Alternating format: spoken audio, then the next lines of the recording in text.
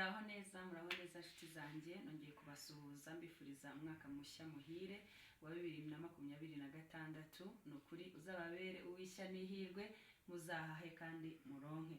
Ni Arisho ya TV show. Rero ndagarutse mu kiganiro uyu munsi mbazaniye ikiganiro gitandukanye n'ibyo nari nsanzwe nkora, ariko ni ikiganiro n'ubundi umuntu yifuje ko nabakoreraho nabivugaho kugira ngo abantu benshi barusheho kumenya uko bigenda bimera. Uyu munsi rero ikiganiro mfite noneho kiravuga kuki abantu beza bakunda gutsindwa mu buzima. Ukuvuga ngo abantu beza bakunda kugira imbogamizi zo kutagera kure mu bintu byinshi bakora. Tugiye kureba rero impamvu abantu beza badatsinda mu buzima. Ukuri ngiye kubabwira n'ukuri abantu batinya kuvuga, n'ukuri kubabaza. Ahari abantu beza benshi barakora cyane, bagira n'umutima mwiza, ariko rimwe na rimwe ugasanga ntago bagera ku ntego zabo nk'uko bikwiriye.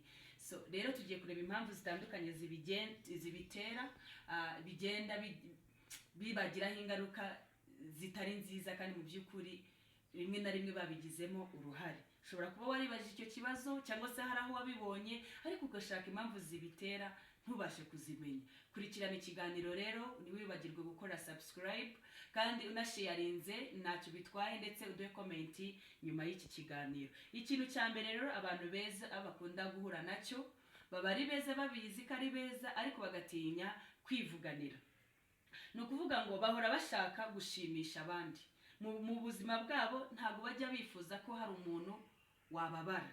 Urumva rero kudashaka kubabaza abandi, we hari ibyiwe bipfa bikarangira adakoze icyo yagagombye gukora. Ikindi kintu cya kabiri, bahora bashaka gushimisha buri wese.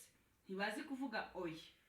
Mu magambo yabo bagira oya nabwibamo. Icyo rero kikaba imbogamizi, bigatuma bagenda babura amahirwe y'ibintu byiza byabo byakabagejeje no kwiterambere. Ikindi kintu cya gatatu, abantu benshi bakunze guhura nacyo, batinya guhangana. Abantu beza batinya guhangana, ubutwari bwabo ntibashaka kubugaragaza.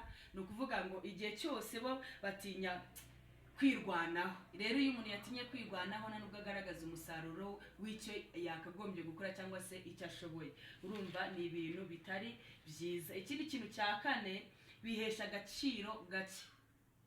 Batekereza ko kwiyoroshya cyangwa se mbese guca bugufi, kuvuga make ari byo byiza byabafasha. Nyamara rimwe na rimwe ugasanga birabima amahirwe, bigatuma abantu babima agaciro, bigatuma abantu babafata uko batari. Ibyo ni ibintu bine abantu benshi beza bahura nabyo, bituma batagera ku ntsinzi yabo mu buzima. Ikintu cya gatanu rero, ni ukuvuga ngo ikintu cya gatanu ngiye kubabwira, ni wowe uri mwiza ukaba ubizi kuri mwiza, cyangwa se abantu bakubwira kuri mwiza, umva ikintu wagakwiye gukora. Kuba mwiza si bibi, ariko hari icyo akwiriye kwiga. Kuba uri mwiza ntabwo ari ikosa, ariko hari icyo ukwiriye kwiga. Ikintu cya mbere ukwiriye kwiga ni iki ngiki. Ukwiriye kwiga kwivuganira, kwishyiriraho imipaka, boundaries. Kuvuga ngo ibi simbyemera, ibi simbishaka, ibi ndabikunze, ibi simbikunze. Ibyo bintu ukabyishyiraho. Ikindi, kwemera kubaho nkawe, wowe ubwawe ukabaho nyine nk'uko ugomba kubaho, pana kubaho nk'uko abantu bashaka ko ubaho. Ni ukuvuga ngo ubwawe nawe ikindi kintu ugomba gukora ni ukwihesha iki agaciro. Murakoze cyane rero. Niba ukunze iki kiganiro, ni ukuri kora subscribe, uduhe comment hasi aho ngaho, kandi unasharinga abandi bagenzi bawe, kugira ngo turusheho kugenda tubona ibindi biganiro byinshi bitwubaka muri uyu mwaka. Murakoze cyane rero. Ni Arisho ya TV show. Ibiganiro byacu nakagaruka. Ciao ciao.